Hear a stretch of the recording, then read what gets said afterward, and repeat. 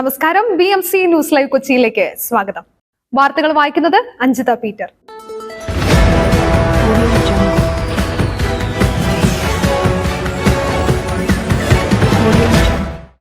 ഈ വാർത്തകൾ നിങ്ങൾക്കായി അവതരിപ്പിക്കുന്നത് Cochin Kalabhavan Angamaly franchise, powered by he life Thottakkattukara, Joshmall Mookkannoor, cleanser, BMC film production and Nazareth villas.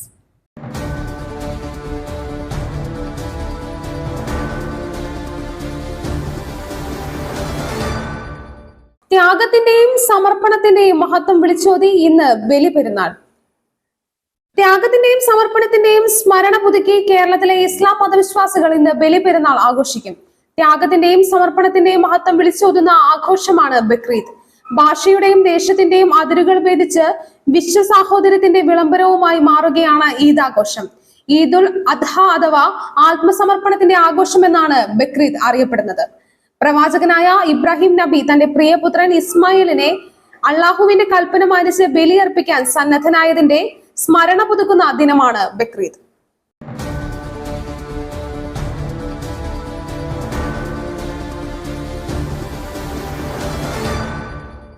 ജനങ്ങളുടെ എതിർപ്പ് ഇത്രത്തോളം ബാധിക്കുമെന്ന് പ്രതീക്ഷിച്ചില്ല. മന്ത്രിമാരും പുനഃപരിശോധന നടത്തണം. KE ഇസ്മായിൽ. ലോക്സഭാ തെരഞ്ഞെടുപ്പ് ഫലത്തിൽ സർക്കാരിനെ പ്രതിക്കൂട്ടിലാക്കി മുതിർന്ന CPI നേതാവ് KE ഇസ്മായിൽ. ലോക്സഭാ തിരഞ്ഞെടുപ്പിൽ കേരളത്തിൽ പ്രതിഫലിച്ചത് സർക്കാരിനോടുള്ള ജനങ്ങളുടെ എതിർപ്പെന്ന് KE ഇസ്മായിൽ തുറന്നടിച്ചു. ജനങ്ങളുടെ എതിർപ്പ് ഇത്രത്തോളം ബാധിക്കുമെന്ന് പ്രതീക്ഷിച്ചില്ലെന്ന് അദ്ദേഹം പ്രതികരിച്ചു.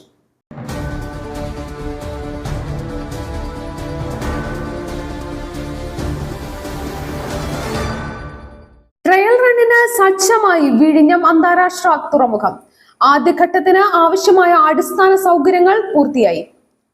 ട്രയൽ റണ്ണിന് സജ്ജമായി വിഴിഞ്ഞം അന്താരാഷ്ട്ര തുറമുഖം. ഈ മാസം തന്നെ ട്രയൽ റൺ ആരംഭിക്കാനാണ് സംസ്ഥാന സർക്കാരിന്റെ തീരുമാനം. ആദ്യഘട്ടത്തിന് ആവശ്യമായ അടിസ്ഥാന സൗകര്യങ്ങൾ ഇതിനോടകം പൂർത്തിയായി കഴിഞ്ഞു. കസ്റ്റംസ് അംഗീകാരം ലഭിച്ചതോടെ തുറമുഖത്തിലൂടെയുള്ള ചരക്ക് നീക്കവും നിയമവിധേയമായി. തുറമുഖം പ്രവർത്തനം ആരംഭിക്കുന്നതിന് ഏതാനും അനുമതികൾ കൂടി ഇനി ലഭിക്കാനുണ്ട്.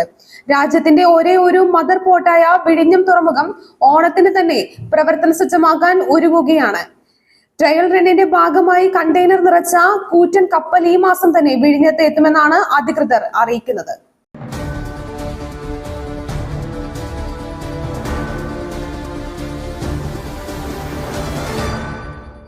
പാലക്കാട് SIയെ വാഹനമിടിച്ചിട്ട കേസ് രണ്ടാം പ്രതി പോലീസ് കസ്റ്റഡിയിൽ. പാലക്കാട് തൃത്താലയിൽ SIയെ വാഹനമിടിച്ചിട്ട കേസിൽ രണ്ടാം പ്രതി പോലീസ് കസ്റ്റഡിയിൽ. ഒറ്റപ്പാലം സ്വദേശി അജീഷാണ് തൃശൂരിൽ വെച്ച് പിടിയിലായത്. പ്രതിയുടെ അറസ്റ്റ് ഇന്ന് രേഖപ്പെടുത്തും. കൊല്ലണമെന്ന ഉദ്ദേശത്തോടെ SIയുടെ ശരീരത്തിലൂടെ വാഹനം ഇടിച്ചു കയറ്റിയെന്നാണ് FIR. പരിക്കേറ്റ ഗ്രേഡ് SI PK ശശികുമാർ അപകടനില തരണം ചെയ്തു.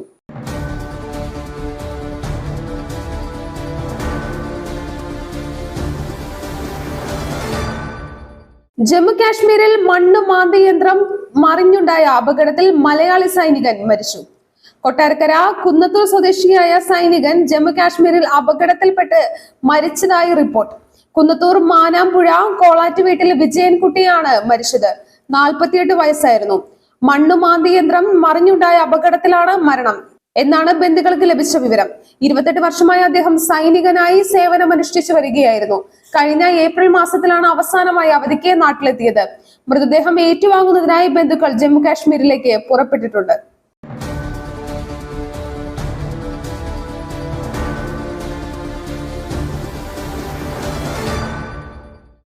CPIMന്റെ തകർച്ചയ്ക്ക് കാരണം മുസ്ലിം പ്രീണനം. K സുരേന്ദ്രൻ. ലോക്സഭാ തെരഞ്ഞെടുപ്പിൽ ഇടതുപക്ഷത്തിന്റെ വൻ തോൽവിക്ക് കാരണം CPIMന്റെ നഗ്നമായ മുസ്ലിം പ്രീണനമാണെന്ന് BJP സംസ്ഥാന അധ്യക്ഷൻ K സുരേന്ദ്രൻ. ഹമാസ് അനുകൂലവും CAA വിരുദ്ധവുമായ പ്രചരണമാണ് തെരഞ്ഞെടുപ്പ് കാലത്ത് CPIM നടത്തിയത്. ഭരണപരാജയവും അഴിമതിയും മറച്ചുവെക്കാനാണ് മുഖ്യമന്ത്രി ഇത്തരത്തിൽ വർഗീയ പ്രചരണം നടത്തിയത്. CPIMും കോൺഗ്രസും മുസ്ലിം മതമൗലികവാദികളുടെ വോട്ടിന് വേണ്ടി മത്സരിക്കുമെന്ന കാര്യം ഉറപ്പാണ്. CPIM തിരുത്തലുകൾക്ക് വിധേയമാവുമെന്നത് അവരുടെ ചരിത്രം അറിയുന്ന ആരും വിശ്വസിക്കില്ലെന്നും K സുരേന്ദ്രൻ പറഞ്ഞു.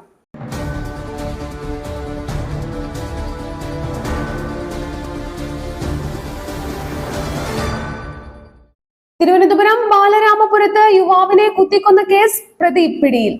തിരുവനന്തപുരം ബാലരാമപുരത്ത് യുവാവിനെ കുത്തിക്കൊന്ന കേസിൽ പ്രതി പിടിയിൽ. ബാലരാമപുരം വഴിമുക്ക് പച്ചിക്കോട് സ്വദേശി കുമാറാണ് പിടിയിലായത്. ഇന്നലെ വൈകിട്ടായിരുന്നു ആലുവിള സ്വദേശി ബിജുവിനെ കുത്തിക്കൊലപ്പെടുത്തിയത്. കൊലപാതക കാരണം പ്രതി വെളിപ്പെടുത്തിയിട്ടില്ല. മുൻവൈരാഗ്യമാണ് കൊലപാതക കാരണമെന്നാണ് പോലീസിന്റെ വിലയിരുത്തൽ.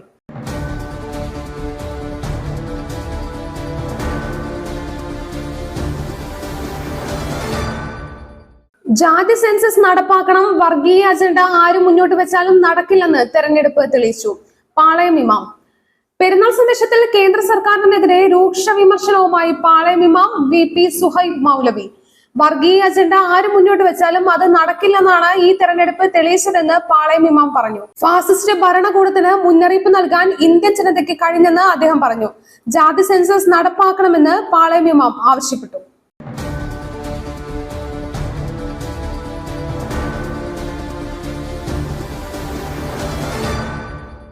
ചക്രവാത ചുഴി ഇന്ന് ശക്തമായ മഴയ്ക്ക് സാധ്യത. 6 ജില്ലകളിൽ യെല്ലോ അലർട്ട്. സംസ്ഥാനത്ത് ഇന്ന് ഒറ്റപ്പെട്ട ശക്തമായ മഴയ്ക്ക് സാധ്യത. ഇന്ന് 6 ജില്ലകളിൽ ശക്തമായ മഴ മുന്നറിയിപ്പ്. ആലപ്പുഴ, എറണാകുളം, തൃശൂർ, മലപ്പുറം, കോഴിക്കോട്, കണ്ണൂർ ജില്ലകളിലാണ് യെല്ലോ അലർട്ട് പ്രഖ്യാപിച്ചിട്ടുള്ളത്.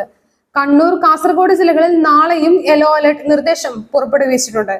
വടക്കുകിഴക്കൻ അറബിക്കടലിലും ബംഗാൾ ഉൾക്കടലിന്റെ വടക്ക് പടിഞ്ഞാറ് ഭാഗത്തും ചക്രവാത ചുഴിയുണ്ട്. ഇതിന്റെ സ്വാധീനത്തിലാണ് മഴ കനക്കുന്നത്.